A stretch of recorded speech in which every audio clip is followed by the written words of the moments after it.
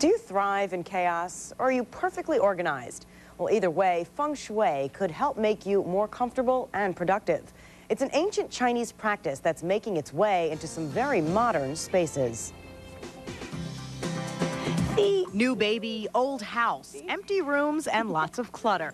Well, that's what Shannon and Chris Wexler of St. Paul were faced with about a year ago. we had been living in the house for just a couple years, and it just seemed like the right time to have somebody come in and deal with the new spaces. Enter Susan Shehata. She's a certified Feng Shui practitioner.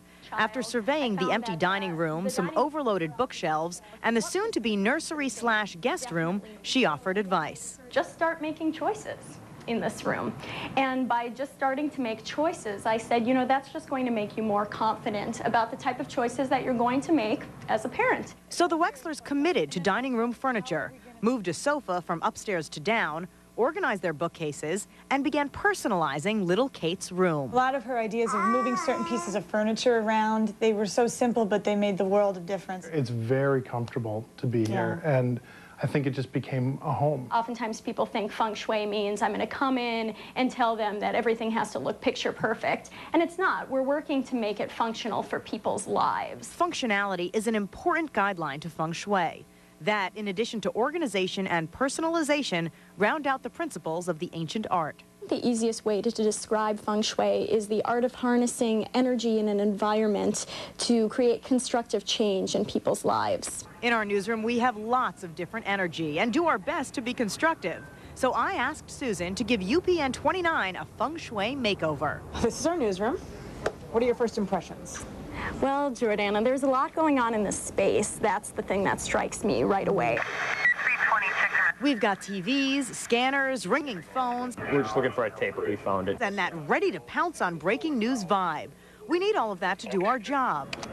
But when it comes to personal desk space, Susan said there's a lot we can do to be more productive. She started with organization. I look at this space right here, and to me, this does not look organized.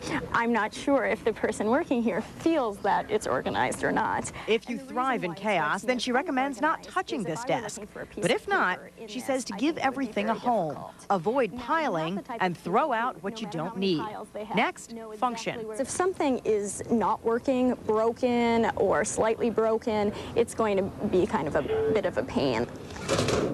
Now imagine, I don't know how often she has to go into those, but how stressful and unnerving that could be every time you have to go in there that you struggle with them so much. Shehata says get stuff fixed. You lose patience when things are not functional, and that will make you less productive. Finally, personalization. Personalization is really important when you're working in an office that is fairly sterile, like most offices are nowadays. It reminds us to relax and kind of take a deep breath and take a little break in between, and it does help us get things done because we're surrounded by things that make us happy. There is such a thing as taking personalization to an extreme, so I would encourage you or somebody who has a lot of sort of decor in their space to sort of reassess what's most important to you, what sort of things do you want to keep on the desk, and maybe the rest can go home or someplace else. Shehata claims applying the principles of Feng Shui can not only help you be more comfortable in your space, it'll also help control your life. The space is really a mirror of what's going on in people's lives. So if we can look at a person's space and see what their obstacles are, we can try to attempt to, help them through those obstacles. Clean up your space, clean up your life. If you'd like some more information on Feng Shui, you can contact Susan through our website, upn29.com. And she says that after some consultations, people change jobs, change houses, or even relationships sometimes. You're not going to do any of those things, though, right? Well, I'm a bit of an over-personalization person. Oh, but, yeah, let me see. Let me see that pictures. right there. All right, I even brought a picture on the set. No. Give me the picture. Yeah. All right. Well, this he's came guilty, to the set too. with a little over-personalized in your office space. We love looking at the pictures. But, Susan, thank you for the tips. I'll take them.